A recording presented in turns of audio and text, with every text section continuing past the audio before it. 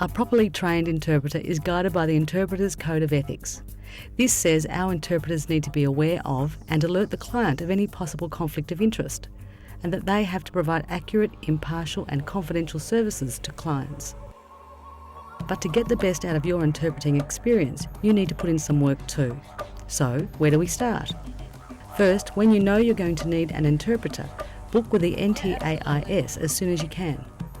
This allows time for the service to organise the booking, find the best interpreter for your purposes, and organise travel if needed. Good afternoon, Aboriginal Interpreter Service. So we've had to revise the time frame a bit because we understand there's a lot of new things that people will need to think about.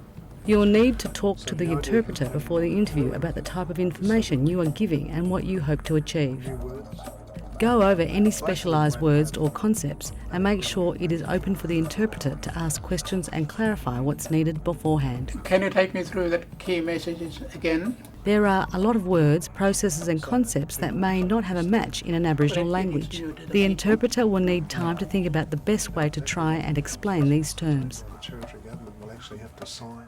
There are concepts that we use in the legal system that there's no Indigenous language words for: indictment, guilty, not guilty. So interpreters have to learn how to explain those concepts rather than relying on just a direct word. Interpreters, they go interpreting for health, they do it for all different areas. So quite often, even within health, there's all different areas they have to interpret, whether it's acute care or then they might have to, where treatment is curative, will be given as a palliative measure and not a curative. So they need to understand what the difference is there as well. Here are some key points for you to keep in mind. Prepare interpreters. Don't overload them, keep it short and simple, and keep checking they understand.